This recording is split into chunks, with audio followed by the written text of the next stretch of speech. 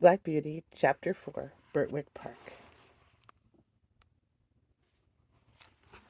At this time I used to stand in the stable, and my coat was brushed till it shone like a rook's wing.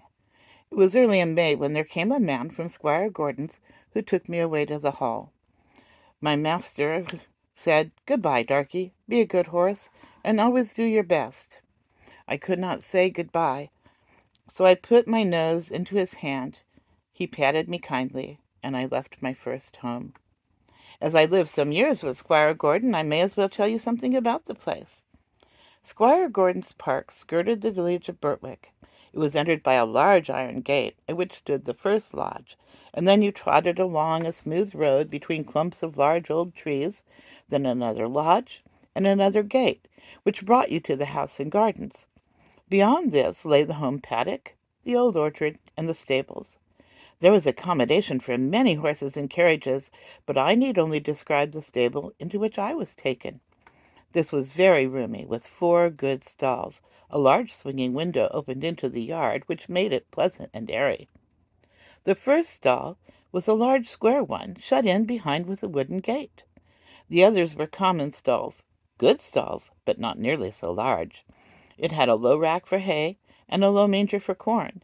It was called a loose box, because the horse that was put into it was not tied up, but left loose, to do as he liked. It is a great thing to have a loose box. Into this fine box the groom put me. It was clean, sweet, and airy. I never was in a better box than that, and the sides were not so high, but that I could see all that went on through the iron rails that were at the top. He gave me some very nice oats. He patted me, spoke kindly, and then went away. When I had eaten my corn, I looked round. In the stall next to mine stood a little fat gray pony, with a thick mane and tail, a very pretty head, and a pert little nose. I put my hand up to the iron rails at the top of my box and said, "How do you do? What is your name?"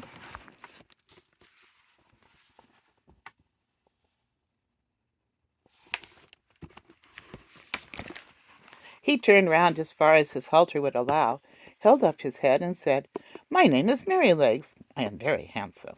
I carry the young ladies on my back, and sometimes I take our mistress out in the low chair.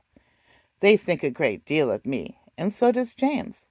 Are you going to live next door to me in the box?" I said yes. "Well, then," he said, "I hope you are good-tempered. I do not like anyone next door who bites." Just then a horse's head looked over from the stall beyond. The ears were laid back, and the eye looked rather ill-tempered. This was a tall chestnut mare, with a long, handsome neck. She looked across to me and said, "So it is you who have turned me out of my box. It is a very strange thing for a colt like you to come and turn a lady out of her own home." "I beg your pardon," I said. "I have turned no one out. The man who brought me put me here, and I had nothing to do with it. And as to my being a colt, I am turned 4 years old, and am a grown-up horse. I never had words yet with horse or mare, and it is my wish to live in peace." "Well," she said, "we shall see. Of course I do not like to have words with a young thing like you." I said no more.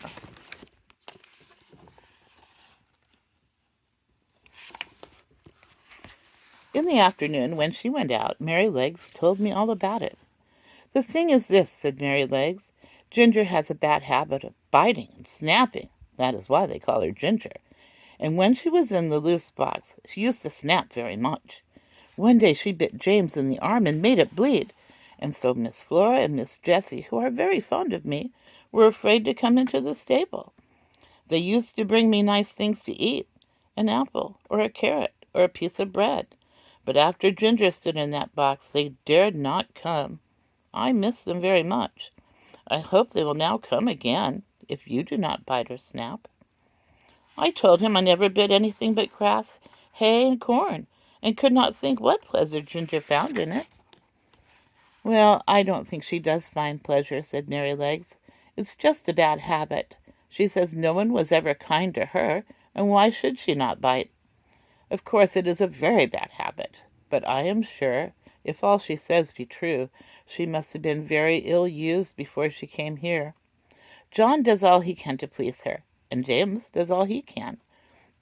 And our master never uses a whip if a horse acts right. So I think she might be good-tempered here. You see, he said with a wise look, I am 12 years old. I know a great deal, and I can tell you there's not a better place for a horse all around the country than this. John is the best groom that ever was. He has been here 14 years, and you never saw such a kind boy as James is. So it's all Ginger's own fault that she did not stay in that box.